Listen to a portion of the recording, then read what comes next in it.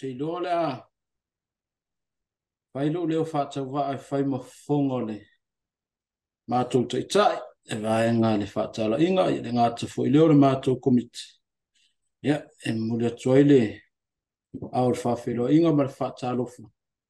Ia, i le sunga le whatua mwhai on tātou mafuta le neia fiafi. Ia, ta tonu tātou te le o mafuta male tātou ta mawhale nganga, ia ona o tōtuangia, ia o fuafuanga fo i whaare ainga, ia ai leo tātou whaatasi male sunga le whatua, ia e me wholofa whaatalofa atui, ia te oile nei tūlao le a fiafi. Ia le ngata fo i lea e wholofa whaatalofa atui. Toina taitai o tātou ngā ruenga, ia le ngata i leo le sunga le sui taitai, ia malvasenga o toi ini. Ia whapea ia o tō whatua, ia e whaatalofa ma whawhiloa ia tūle nei a fiafi. Le ngata fo i leo tātou au taravou, ia na vaenga mātua se ia o lawa i e tātou whanauiti, ia ta tonu ma fo whaure nei a fiafi, ia le alofa ma le anga leo le atua, leo mwhai ei on tātou tō e sila whai ilungo pena ta whai lang. Ia, ilan tau singa malana pui pui nga ia ti o tō. Ia i le nei a fiafi. Ia, o te ilo le nei a fiafi, ia ono le tātou te whia ngai mau tātou pai postari, ia o te ilofo. Ia, e mana mia lava tātou te leo taimi tātou te su e nei a fiafi. Ai, puno mai o tō wau o le au whaia le talo. Ia ono o tātou ta pele tātou groups nei a fiafi. Yo va awelo mātou mtai sile sile langi. Wa sila mai fonga lau fio ile. Nei a fiafi o mātou tu e poto whaatasi lo ai ngai kāle sia. Le ngā te lea o la mātou wharetua o mātou whaatasi nei a fiafi. Mātou te vi ia ma whaaftaia le anga le leo la walofa ia ti mātou. Le tau singa ma le pui pui ngai lau fio ia ti mātou. Mātou te tonua le na le se inua lau fio. Se manu mātou te le whiwa aia i le nei a fiafi. Tālu lau fio ta mā, holona e si la fia le nei a fiafi, ala mātou fia ngai fo ima suenga lau a fionga pa ia, mātou te mana mia lau fio tātou tauto lua ma oe. Ia whapeo no mātou māla malama i upu mai tono lau a fionga pa ia. Pea a tātou whaatasi ma lau fio. Talo ya ti oe ta mā, ia ilo wanga leia ti mātou le nei a fiafi, wha māngalo i mātou, leo mātou sema o mātou leanga o no o Yesu. Ameni. Ia, o te ilole a tātou, ta ape o tātou groups, ia mai alea, ia ono tātou toe, whaatasi mai fo ile i tātou main room, ia mo tātou tausanga, mano whaaloalo, whaftai.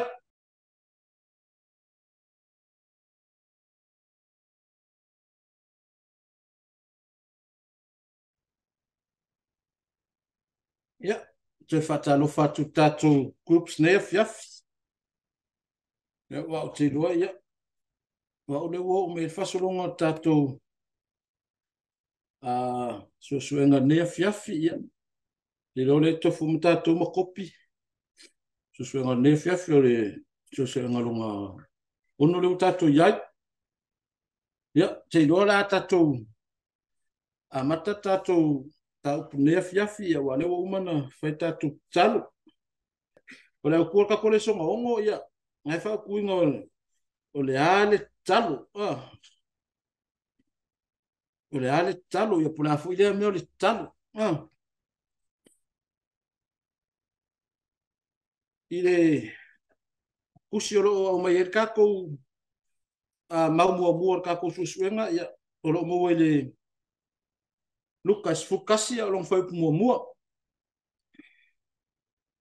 O le Lucas fukasi o long fai mua mua. Le la fai kawinga kua. Sai le tasi mea ia Yesu ua tatalo. Ua uma ona fai mai lea ia te ia o le tasi o lona o so. Le ali ie. Ia e awa o mai ia te ima tau le talo e whapei o Ioane fo i o na awa o Ioane so. Ile tatou mau a mata o loo au mai le luka ile talwa a tatori faula ai uma ai faia au so e fa o ki ala ko le kalo pe o Yohane fo yo na o so o le taua ma le au ngā o le tūlanga le tatou au tua le tatou suesuenga le nea fiafi le whautuina le tano. I le o langa ma le soifuanga le tatou te ola o mao tatou soifua i fo. O te leinoa ia te o tou le nea fiafi. Awa, o tele o taimi o te le talo i fo i le ai tono le matou ainga. A o tono lo lotu. Ma lo mawhau e pupula o maka. Ala e ngā lue lo o ulangonga foi le malo mawhau. Ala o ke whawhikai le aso ma le aso. Pe o foi lai kongo ngā luenga. Alo ngā luenga ua laka ngā manga. Wherua e au ke Vava ai le au whenga ruenga, i lako wanga, ma lako me whai i ngā ua laka ngā manga. Au o mawhau. Ke whawhikai le li. Lai, whaafo i e lo loko le whawhikai le li. I lo ngā le lei mo lo ngā lo whai le aso. Wai iman manguia. Wai, angare au ia tātou mtaio i langi mai tātou i ngā ruenga ma tiu te whai. Se manue, le mwhai on tātou whatino ina. Se manue tātou e tātou te whanu i ala, pe ane whaapese me e le aile whaatasi me o tātou mtai i langi. Ia te tātou. Mai o le, au tua le tātou susu e ngari talo. Tasi le vaenga tā ua i leo langa le tangata. O le mele na leiona te talo i o tātou wadi whaula, ma au mai ate tātou le whaata i ta inga o leo la talo tangata. Au ai pau leo le vaenga tātou te so ta e tātou mtai sidi le langa. Wai a tātou tara. E pei au ke le fongi fwere, leke video e lo ainga. Po urunga fwere Facebook, e ke soka ia koi leka aka ma leka ngaka. Ai or tala. Fai whaktoa lawa tātou mtai e langa. Ina ia o tātou whiolo mo tātou whata i tai le tala. Ia mo fai tātou ona tātou soka ia tu i tātou mtai. A ka soka ia fwere kalo i kako ia Yesu. O Yesu la avea kako e whafsoka Yesu e momore Yesu le i lona tama. Ona tali mai le lona tama. A whaapea mai ala ia le tama ia o whafkai o lewa leo kaungu ma le manga onga o latari. Ia koe whafoi mai foi ia koe whaau mai foi ia leo whaailoa mai loa le ia kako. Le kali o kako kalo. I manguia kako ke le kako ke kalo ko kako mkai sidela a faila kako kalo ai fu me ko kako ai kako role e tali mo tamai to sanga ta ua ia ma ngaole o nei fo i le songo ko au mai ke kako e ko ro i kawo fo kako o langa kalo ile tu o ia kako le talo ele fai un kako mo wala nga pa ia ma so ta inga ata tu ma ta tu mtai sidela o ka ko o mai nei ele vai ngai lua ngai mo ele luka su kasi po lua mar fa e aki de to ina fa o se uma fai ka o mai ka ko luka ngai su kasi lua mar fa mo mo Ua whetala i atu ia i ate i lātou. Pe a o tō te talo. Ia o tō whai atu.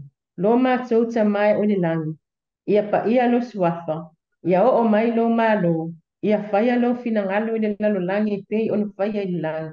Ia e fo ai mai ate i mātou i le aso ma le aso a mātou me ai e te tau ma le aso. Ia e wha maa ngalo i ate i mātou i a mātou ang sala. Awa fo ai mātou te whamangalo i nā atu i ate i lātou, uma o e anga mai ate i mātou.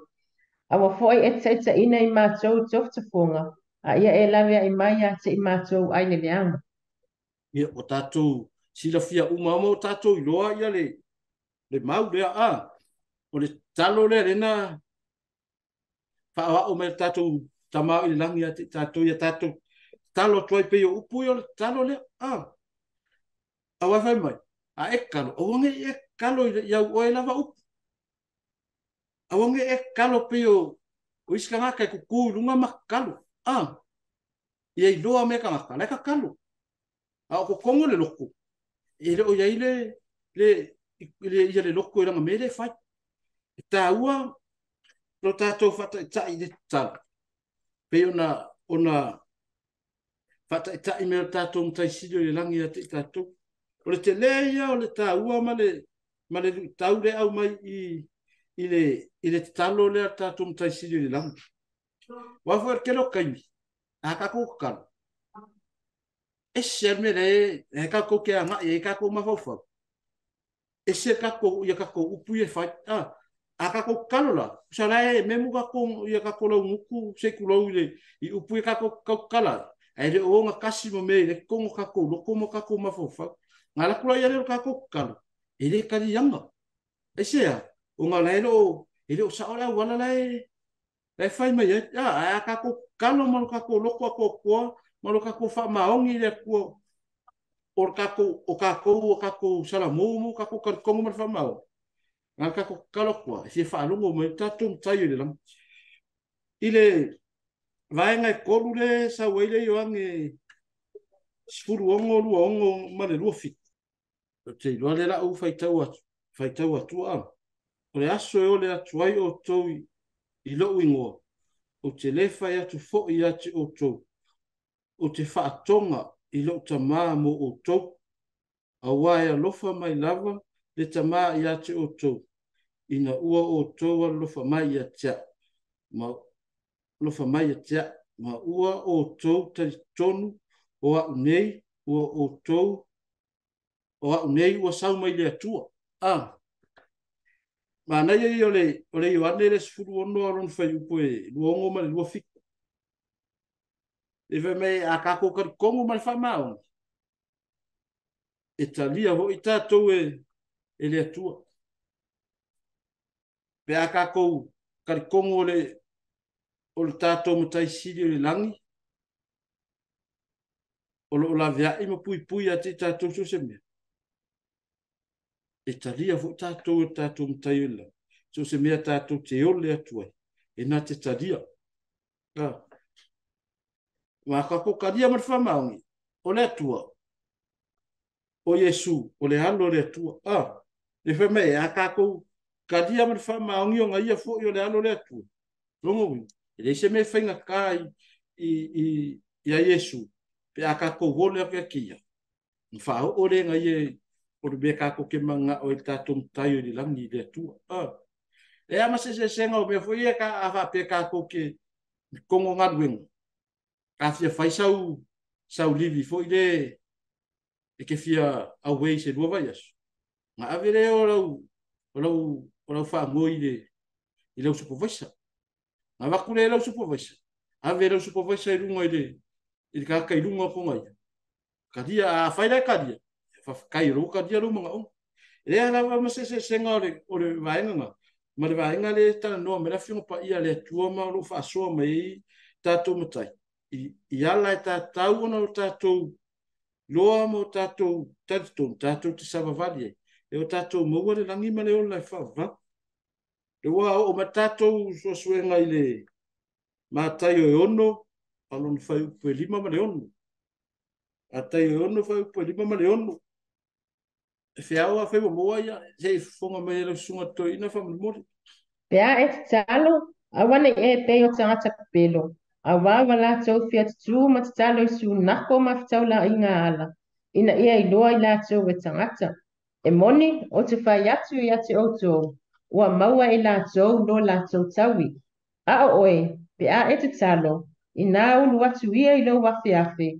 Ma pupuni lo na pui pui. I le e te talo ai i lau ta maa o i le mea dilo. O lo te maa foi o le sila sila ni mea dilo. Na te avatu pa ali se tawi a te oi. Amen ea. Le ala fesili a kurola i to ina ia whiau. Ia wa o ia lea sa whonga ina mai tātou mau. O le asau sila fia ma sau i loa iai i le maule sa e whaitawina. O ani vaenga o lo pikia mai le maule na e faitauina e au ngā mo lau sa varinga ma lau a ngā i le atua manon finga. Tai lava ina sunga ne te ina mole apa no ma na ia foi on ba e le mo ia tatu su e nga o le fa au tu wina ia fa lilo le tsalo ma ia manino tu sa wa ele mana o mia e pe fone e sau noa ele mana o mia ele atua le ka milo solo mai o tatu tsalo wa e mana o mia ele atua tu sa o atu lava o tatu mana o ia te ia wa foi de foi mai le maule na foi tau wina foi ono o le atua na te sila fia ina mea lilo uma a ta te le yo le atua lo ona sila fia e le atua o tatu mana o le si vaenga o le peila o tainga tangata foi le e sa o le le mau e mana o tu lava ma fai ante talo ia pe mana o fea lava se mea o ngaluenga o isi no fuanga ia i loa o matu langi o ia le te talo a le o fina ngalo na o le atua o le manino lava ia le fionga le atua e te tau ona e alu se afe a se mea lilo se mea foi na o oe lava ma le atua e se sa atu ai au mana onga ia ma lua tala noa i le atua pe le tala noa sa uo e te tau le alu fua ke ku la i se me ma kwa e kakalo ia tilo mai ka ngaka ma fa kulo on kala ka fengane ka ile le ina ka ngaka e se mane ko anga kakalo ile va ai nga fa tangata na al sila fanga le tua le wa o ina tato ne afi o le talo lava ia e a ona e ulu atu se afi se me na o e te lua tala noa ai ma le atua ia fa so ia ia mana o nga fa tai mo le noa. Ia whaftai atu lawa le sunga to ina ia fiau tu sai fo i mat whaasoa nea fia. Sa o le ia, pewe o no vai atu. A o te mi tātou te talo. O nei pe tātou tangata fo ia man nao i loa me i tangata tātou talo. Whakai ka inga la peira la vanga ia o e kuri le la. Leo e kuri ke mea mo koe le la nga o rola ia i foi. Koe ngā mea ngā koe ngā winga ngā. Lai loa mo la ki kilo mo kaka na ko mera fa a le fa mera fi pa ia tu e ana ke ka e era ka pungi lo fa fi ma ma e ka kalo nga o ile me nga o ile ma le tu e fi fa fonga mai foi le tu na talo ma nga ye yo le ma nga ye yo ko fa nga ku mar ko e fa mo mera fi pa ia le tu ia ti tatu e akile ya ngo ku mauro ka ko fi mar ka ko au na mar fa ma ni le tu le o kako fa solo mai le vai nga longa lima le vai mai o ata tu talo ele tau ona fa fualo ma wina fa fualo ma umi na wa wala aiki kele i makai kusio o kaule anga le va wala aiki kele makai kusio fa malu ko fa kako vaenga o le longa lima la e le la ku lo la ile tina ya sa ia nga ke fonga nge merka ko ma kayo e ongo rona fai upo e fitu ma le vapu amai ia na e fa so mai foi le o le asa oe fai tau la fu sa oi lo i le vaenga fa mo le lava o tau te talo awane i tautu ia o tau upu e pei onu ese awa fa te lato o le tele o a lato upu e talia ai i lato o le nei awane o tau fa pei o i lato awa ua sila fia e lo o tau tama ua o tau ma titi mai a o le i o le atu o tau ia te ia sel ma nei o le ala foia o le maule o tatu ia e sele sao wa fo o le tele o tangata o te loa pe ma wai fo ia an mele o le talo umi a la a leo o faftai le au tu leo o toe au mai nei po o le talo e mai se o le maule o fai tawina e fo lele fo le ama le ale tele o mea la tatou te manatu ma fau pau e te talo to ai le atu ia leo toe la pata i mai nei a fiafi ele ta ua le whaafualoa ia umi nawa. A waulo o sila fia le tua mea uma lava e tātou tele i o le atu. Whaakai tele lava le atuala mo lua manoa. Ia, patai le tina ia sau mo whaasua matano fia. Ia ai, tuatu le sunga toina ia manu. Ia mo se whapopo foi le vaenga, manu whaaloara. Mo le atu lea ngā whaatai tere sunga tātou te tai mo tātou o kalamene nea fiafi. Ona o lea e toi titi ma tātou te ia ai. E tā ua ia o tātou whaasua nea fiafi pen whailo mai koe sunga tātou te tai. Ia ai tā ua ia o le tātou whaasua. O le wa tātou tonu ai le sivaenga tā ua lea tele no tātou mai ta wina. Ma o te loa. O ngā ia e toi au ina i tātou. O ngā ia e tauno tātou ma whau i le tātou savalinga. Ma e tu atu saola se manatu. Ono le tasi leo vaenga. Tasi leo vaenga le whautua mai ia e peila o tātou autua le nea fiafi. O le tatalu, lea le wingo le tatalu.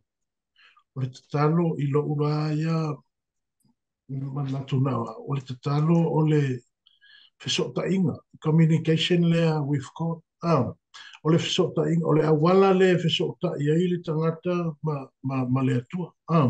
Le ala no umana o Yesu na uso ia o tau tatalo. Le whainga o le tatalo. Le whawhewno o tau tatalo. Whape o le ale taimi e whai ei tau tatalo. O le ale whainga o tau tatalo. Ai tā ua mamanino i o le mau le o tātou whaitauina. Le whai mai a o tau tatalo. O wane i o tau tū i a o tau upu. O le wingo le nei whaupunga. O wane i whaata a mino e peona tā ua le sunga i a whiao. Tele o upu tau te tā ua. Ai le o whaonga ina i le eise winga. O le stangata o le sumalie i o lan tatalo. Ma tami solo yo. Ele ise mea tā ua e pe ona whailo whaila e sunga e wheo. Ia whailo sa olo mana o ngata u sa ole mea le. Vai le te whataita inga i e suolan tatalo i au so. Lo mātou ta mai o le langi. Ia pa ia lo suaf. E anu lava whapena o le mana onga o le whatu e senga. Ale anu le o tātou wawa aia. Ia o le si vaenga tatalo mai. Ia ai le ise tā ua o le manino ia le whetalainga Yesu. Ia o tō tatalo pe onu ese. E tele upu lātou te tatalo. E tā milo ai le ise o wingo. A tātou wa ai le wingo le tala lea. Tele upu ai le ise tā ua. Ai whaafitai le nei a wala wa toi whamanatu mai fui ati tātou. Tau sao i le atua. Tatalo i le atua. O le atua. O le anganga ia. O le tatalo. O lae si la fia le atua le mea tā ua le te whinga ngalo ai ma mana o le tangata wasana. Na ia ta usao i le atua. Ina ia whapea fui ona whaafonga mai le atua. O le si vaenga leo te le tā maulo ma kau whao. Peila na tā ua inisi o le taimi o sola le mea leo o le awane iloa atu. E le tangata le te talo alu o e loa whiafi. O le silea whawhita auli. Le silea whawhita auli i le soifuanga le tātou te ia. E ile o langa whaariali. E ile o langa voena le mana o e loa kua i o le Christian. O ia o le tangata lai te talo. Whaina le whaapsetala. Le whawhitai le nei mata upu o tātou toi awa o mai tātou. Wa o le mele le no fia fisilia tua. Ilo ua manatu ia na o ta ilo i sotou fingano te uwha apeo. O le fisili le, isi taimi tau te o le paka whai kako pai o i kako pre-meeting i kai au. E leo a fia ila le vaena, lau sunga whea o le vaenga whaapapami. Tai mula ua manoa Morris, ia whamania le atua i vaenga o toi tātu susuen. Pai sunga le toina ia manu, mo le whasoa. E tā uaro tātou pawsoa. E tātou te patupula ia I pelo tātou malama mo tātou loa I le fingalo le atua. Pe foi lá fesidi mai ia sunga toina ia manu. Pe le afainga vainga le ia kako le kakeo le pakawhai kako loku I kai au mo kako ia kia ua ia ngawa. Ka ilo ia. a fai o le kako ke e whafonga le tua tatou vai ngala fai. Ke gore le kadia. Ai pe yon kako va ai va enga ia le ka uma ia le finga pa ia le ku. O ira le pe ka fa feru fe sasi le la wa uva ai mala wa u mai ka o ngo le vai mai. O nga iro e ka makara le kako ke talu. Pe foi ango vai ya. O ke me o ke fervo ai ore di. Ke fakinga fe ro ma fo fau nga luenga ide aso mne aso. Ai o kero ke mo fo mo va ai mo. Reki la ai me ka ya. Lo ki no como aka. Ale ka kalo lo como lo ma fo fau wa. Lo ma fo fau. Le avela va fikai le ko ide aso mne aso. Vai pe ava pe ke ala ka o ngalo fa sa kalo fa. Ai alo ke fenga luenga ngalo wa ko wa ia ko e fenga bin. Ai avenga ka me ke ngfo foi ma e avera kalo le leo i rumo le tu o se a wala kala fia ngai ma fia fa fonga i le tu i lau fa kai le wa i lo loko foki i fo wa kawenga e lo ka ma avera fa kai le ko ro nga le mo nga ya va solo va ko su nga wa ma ver ka ko kai mi le o ka ko o mai le va nga lo ngo ya lo sunga to ina ya ngasa fa mole i salamo e iva lima alo fai upu e ongo mal fiku ya ma mole pe fai onga fonga inga mai ya ma fa so mai foi so lo ngonga de va enga fa mole ya ma no fa stai ile sunga ya ina tola mole am taina mal taina tatu stanga nefias ya ila ki tilo mala wa vai le tatu pepe la fiafine e awala se ia le fai ngole o le tatalo le lo o afu tal no mel tatu pe pala fi nei e ele tem de sawaia le el vai al tatalo ua potele foringa por le carecia saul ele tem de sawaia ni si vai al tatalo le lo o fai lo merti tatu io te totas le te lo ko to no la wafiafe ya ma e tatalo o ia le tu na tu le tu lo ngona mo mana o man ko foi le tatu a group nefiafi o pepe mea tātou i sā moi, i ona pō i tātou mātua. Paulo talo sa e māsanyo la rātou o i ati tātou au lait. Lo mātou ta māle lang. Ia mata talo fwere le pepe se tamai ti taimel me ai. E mana tua e le taimi voi ia, whātu loa whai lo se whala putonga e whātu loa ia se toina. Ia tamai ti usu mal peso me ai. Peso ia le lotu me ai. Ia pepe lo tamai.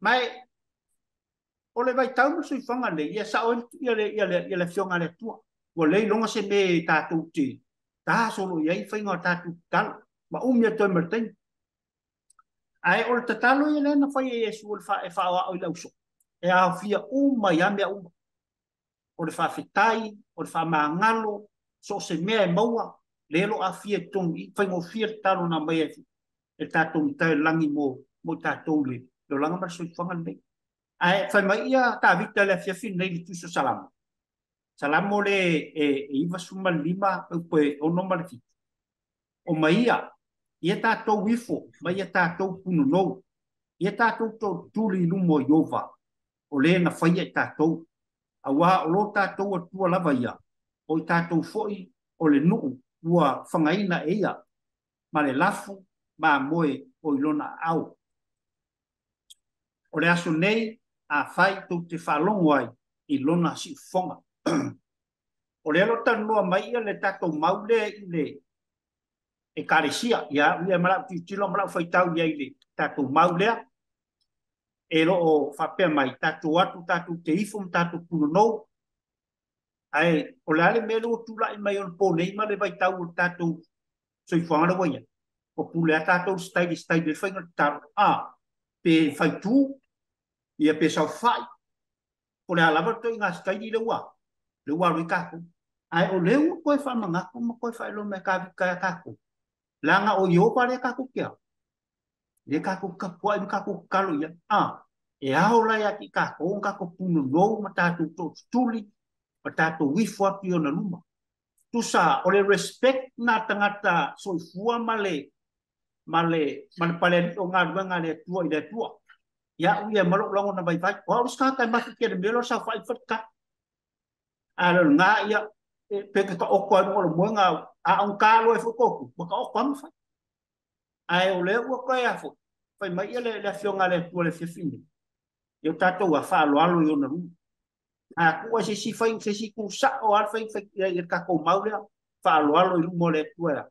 Tatou te wha fo i mawa tuli tatou a. Tatou wha ftai ala tatou talo. O a koi ngā awala.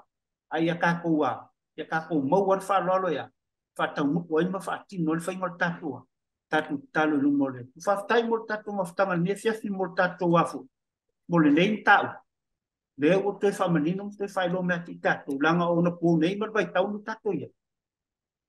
Ia se a vato sam talanga i. E le usole ma te e i mele matu te ia.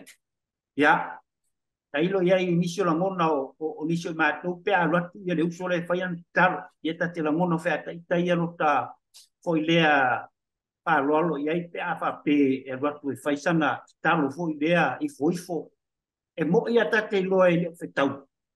Alanga e o lata te loa le leia ta ita foi ia. O le masua respecta tangata ilana vaenga nei whai. Ia pe pisa pe ai le tai iso na ngona le fia. Nanga fo yo lau sako no ngaluko nanga melai fai. Lai focus no ma ho fau na melai fai. Ana fa pela o siso tatou te fai statu talo pis piso o polisi auta. No winga oke mai ala ya. Ala fa ia to nga ko o ika le loko ke ni nga ala fa ka nu. Ia ile o sa fanga nga. O nga le wo le ya. Ai tatu fa tai le to le fiafi. Ia tu sa mal tatu maftang. Ia o toi whautoi nai tātoi au wala, e vai tātou te whaatino i nai tātou wa. Tātou tapoi ngai ala lava le te talo, i lumo le tua. Ao tātou i ele vai tau malea. Ma so i whanga ne sa o ia, tuala iniso tei, e le tei fo i lea. O alanga o le, e mensa mai i ala ui fo eto o dua sa tui mga alama.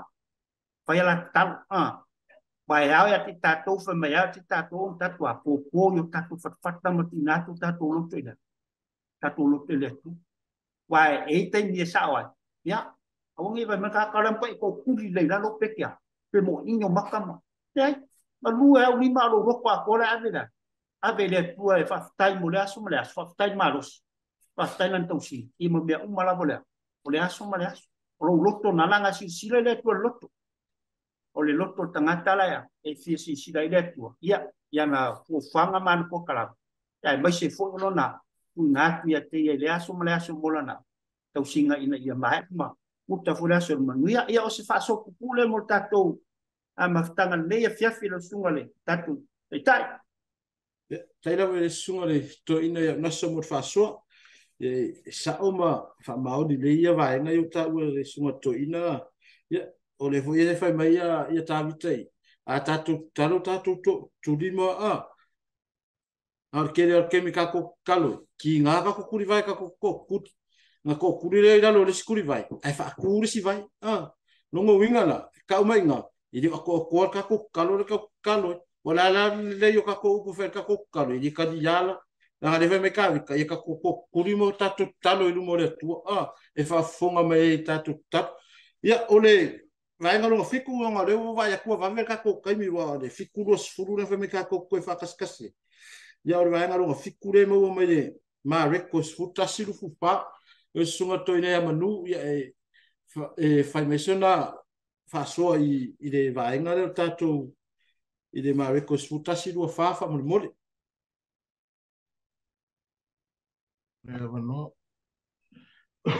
ma rekos sukasi fa por isso fa ma pero no foi tawina ole mea lea o te whai atua i a te uto. O mea o malawa to te ole mai ai ia o tō te talo. I nā wha tua ia, o le a maua e o tō, o na whai alawa lea mo o tō. Ia o tō o le atu i le wha tua, ma le talitonunga e talia e le atua a tātou talsaka. O le winga lea o le fasili o lo ia i le maua. Le mea lea i o tau whai atuai, ia te o tau, o mea o malawa tau te ole ai, ia o tau talo. ina ia whātua ia e mau e oto. Tasi leo vaenga e tu fasili ai lesi au ke usiana. E ai taimi lātou te tatalo ai e wha me lātou wale tali le atua i o lātou tatalo. E le taimi wale mau ai lātou le umsa. E le taimi wale lātou tu fasili. Na mai ia le fasi whaitau leo te fia whaitau ina le whea ofa mole a mola utusi le Ioane Suono no whai koe ko sumatu. O lea aso te te le te fisili mai ai ati au i se mea tasi, e moni, o te whai atu i ati outou, o mea umato te ole atu wai le te mai lo ingoa, e fo wai mai e ia i ati outou. Ma le se furu ma le whaa ma le sumatoru le Ioane. O mea uma fo i te ole atu wai lo ingoa, o te whai lava, ina ia vi ia le te maa ona o le atali. A whai te ole atu i se mea i lo ingoa, o te whai lava, whai puna sfupa. A whai lava. E manino lava ma tātou mautinoa ole tātou tatalo. Le pei o na mole mau mai tu se mareko. Ia o tau tatalo ma lo tau whātua e maua e o tau. Mea leo o tau tali atua i le atu. Vai e ile la ngona le lesi taimi e pei o na o whai atu. E mana o le tangata i tatalo lotu sa o na manga o na le atu. Mana o lo i atupu le vāvenga le ai. Le whai mai e ile taimi e whasili ai. Tātou mo wheo ea o le mea o le tātou te tatalo matu i nā atu i le atu. Ai au noa malo tātou whakuatu. E tātou te whaifua lava na tātou tatalo. Ai ia o tātou tatalo ma le whaatuatua. E se laupa sene lo tātou whaatutua. E whaia e le atua le vāvenga le ati tātou. Vai taritonu ma peo nā o ina i whai tātou le nea fiafi tātou autu. Le tā ua mo le tangata tatalo. Au lava leo le awala ia ti tātou e mawhai ai ono whaamanuia mai le atua ia ti tātou. Asi whaamatu pēr lau whasi manule molo tāwa noa le mole te salo nia lea whaamare. Mo te salo nia e lima alono whai pasuma le fitu. Ia e talo e lea uno. Ia o tau whaafetai i mea umalau. A wale finga ngalo leo le atua ia te uto ia Yesu Kirisa.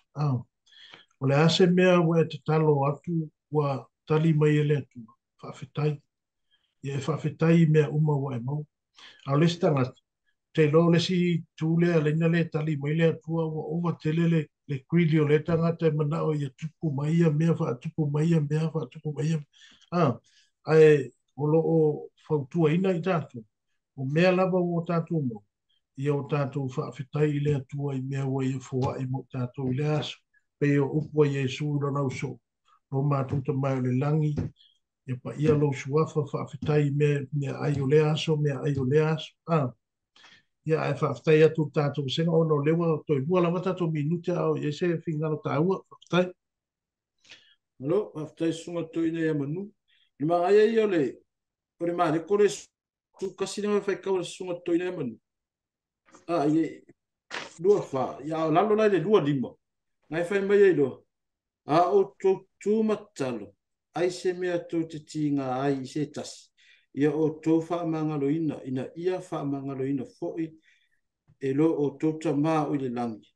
O tō on sala. E me a kako wakala. Ia kako wha mangalo aku se o kako ika ia. Kako fit. O nga whamangalo, o nga whamangalo le tua o kako ang sala. Makalia le tua kako kalo. E whai kako ke kalo lawa kako mo kako, e kako le mangkuar ka ngakare whai mo kako fi. E whai fuar kako kalo. Whai fuar kako kalo e. E whaifonga mai fo ia le tua. E reo ako akor whai ngor kako. Kaluenga mo le tātou talo. Kaluai o ngal kako kaimira o vai a kore koe lua mingi. Whea. Ma ngai ai o ngai maunga leo mai e wa ngai ai rei wange e lima sufa ma le koe su kasi lua lima ma le whaka oko i lua valu whai upoi ia o ke lua la a iso ke mea wangoanga kako whai kaweira ia rei maunga ia ai ke mga ai ia whiao nga ke whai kau me le Filipe e whare whai upoi ia wha umai kako tu suenga ngia fiafi o ua ma ka ko kai mi fa mo Aua nei popole o tō I se mea tas. A ia whai no atu e tō mana o mea o malawa I le atua. I le titalo, mani whātonga, a toa mani whātai. ia whaftai le sunga toine a fiau mo le fonga ino tatou ma na ia I o le maulea I le feso le wha o le whai upule unu ne whai mai le whai tau le toine a fiau ia kako a se me kako ke kako whatonga atu I tatou mtai o le lang e nā te fua I mai ati tatou mea tatou te mana o imo tatou fia maua ia le tatou suesuenga nea fiafi ia te iloa ia wa lava foi ma lo to silafia ia mo to iloa foi le afionga pa ia le atua ia ai e au lava no tatou toe sa ili mo tatou toe su e pe le afionga pa ia le tu e tatou te fa malosi mo tatou a wala tatou sa valinga ile nei la lo langi le tu mau tatou te iai wai pole ala var fai mai tanga toro o malosi ma to toro no fatu tu le tu a ona os fai tatou fiti tatou te le tu man tu tatou te talo ile tu e au mai man wia mane malosi mo tatou ia te loia o tatou suenga na nei fiaf mo le tu fa malo ma fa tai tatou groups ia tu sai fo imane o manatu faali ia wa lau tele ma matango fie tatou suenga nei fiaf ia mo fa lo fa tai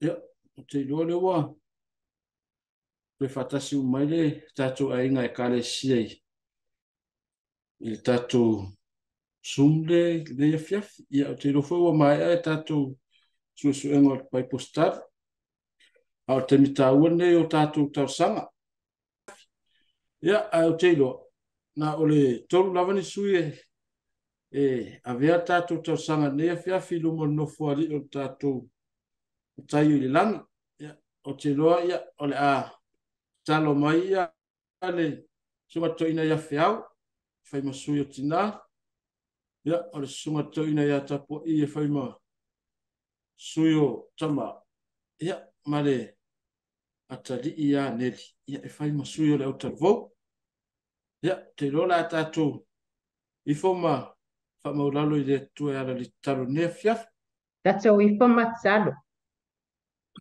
Yo mo a welo matou te masili o lo opio ngalan. Ma Yesu Keristo lo matou li ima lo matou paula pele totas. Le nei tu la fiafe le umalava lo matou ngang fia ma lo matou ngang fia fakta yatu I la wafio.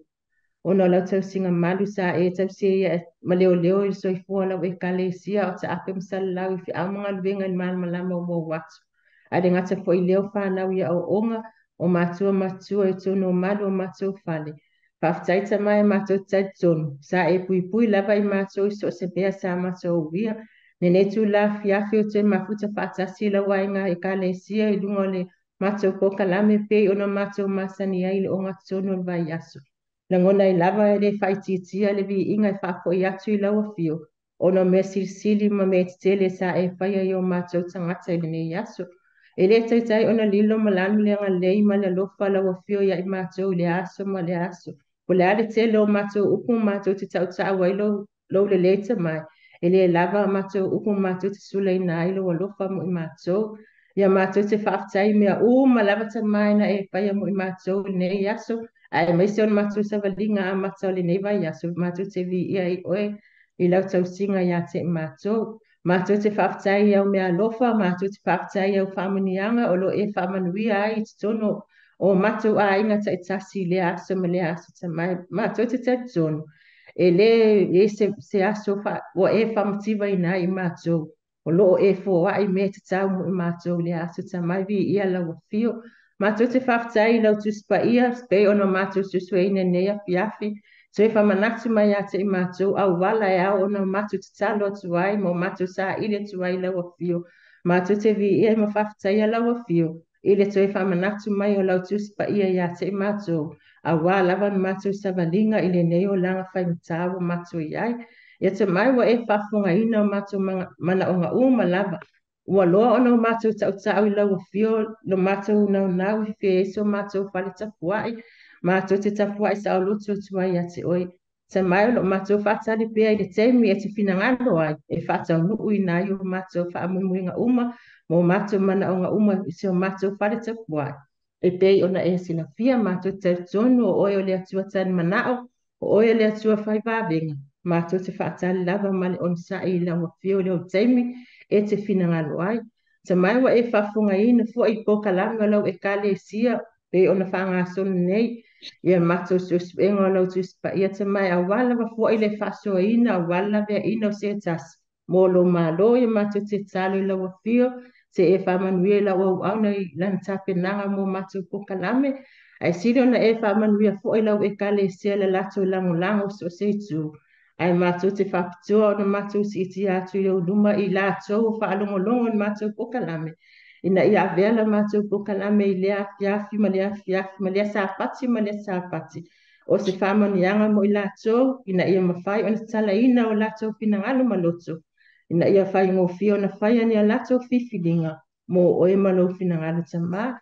Matou te talo i lau afia wa e sila fia ina fo i whamui moenga lau au talavou, whai unga na masina, o latou pokalame foʻi o wafo i faamalusiga o i latou o laga fia tamafai mo lau afio salo i lau afio ia e faataunuuina mea uma lava e atusa ai ma lou lava finagalo ia ai aiga o lau ekalesia o mafatia maua tino i maʻi ona susu iaʻiga le tau ia iai le faamalōloga a lau afio iā te i latou uma faamolimoli tamā alofagia nai fanau iti o se matou ekalesia i le susu ia i mai le tamo pesi mai o faamaʻi maafia i latou matou te siiti atu i latou ia aolofa o elo matou tamā ia matou te valaau i lau afio faamanuia i aiga taʻitasi o lau ekalesia o ai foʻi ni aiga o matou le mafuta e pei o solua matofa matou te lē faagaloina i laʻua ma le fanau o latou foʻi ma mālō ae maise nisi ua lē taʻua o latou suafa ua e silafia tamai faamolemole ia iai le aga lelei o lau afio ia i latou ma ia musimusuina pea i latou e lau afio na ia o matou maua faatasi i mafutaga fiafia i tonu o lou aiga ma o matou faatalitali atu i le aso e tiafio mai ai matou talo i lau afio se e faamanuia mai na matou ifoga lenei afiafi faafetaitele i lou faafogaina o lau lo matou tatalo faafetai lou faamagaloina i matou fanau le atuatua ma le tonu i auluma ona o lou soafapele tamai o matou tatalo atu ai amen Whaftaitele lava le atua lo mātou tamā. Ua maaea ia le mata upu sa mātou whaasoaina i nia fia. I lona tāua ma le mātango fie le atua o lau whaasinonga ia te mātou. Ma le awala e te tau o na mātou. Uia ai ma o atua i lau fio. Pea ungoa ma lau fio le atua. E le mawhai o na tali o mātou na o. E ala lea mātou te whawhitai atua i le atua whawhitai le nei aso. Ma mea umalamba sa mātou iai le nei aso atua. Whawhitai i whamonianga. Whawhitai le atua i le ola ma le malosi. Na ia maia ia te mātou ala whanau. Whawhitai i ngā ruenga. Ma onga nei whanau le nei fo yaso. O lea ua mātou toi lau rua whisila whai. Ma ua mātou poto poto. E wha fo i atua alevi inga ma le whawhitai. I lau fio. O mātou mana onga le atua o le nā ua folasia. Le tele ma le ano anuai o mātou mana onga ua tu ina atu i luma o lau fio. Mātou te talo le atua pe a tusa ai ma lou lava finangalo. Ia whaia wha mole mole le atua. Mātou te ole atu lava le atua i le anganga ma le loto maularo. Wha mole le atua lo mātou tamā. Mātou te talo fo i le atua. Whamangalo mātou o tangata anga sala ma le toilalo. O mātou lava o tangata se. Mātou te le ato toa. A se ia vangana lava lawa fio le atua. Ma le sa tauro ma le toto ke viso. E ngalo ai mātou lo mātou tamā. Ia whamanuia mai ai le mātou maftanga di nea fiafi. Mātango fie le atua. I le mātou whaalongo ma le whaasoa. Pea mātou moe ma mātou malolo. Ia e tausia whamole mole i mātou. Pea whai mātou te auria le aso ataya. Mātou whafo i atu leo le vi inga ma le whaftai. Ono lo lava suafa Yesu. Amen. Heavenly Father, we thank you for this wonderful day you've given us, Lord. Thank you for protecting us, looking after us, and taking care of every single one of us. Thank you for providing us, Lord. But I please ask you to look after those who are sick right now, and look after our church family, Lord. Provide for them, look after them, take care of them, Lord, and look after all of us who are here right now, and look after our church members who are not on Zoom, but be there for them, Lord. Also, look after those who are going to youth camp, and help those who are leading church on the Sabbath, like the media team, the worship team, the pastors. Guide them, look after them, and help them during Sabbath, Lord. And we ask you to help us get a new church building, Lord. We've been praying for this a long time, and we are waiting for your answer. But be there for us, protect our families wherever they may be, and we thank you for everything. We thank you for protecting us and looking after us. And in Jesus Christ, amen.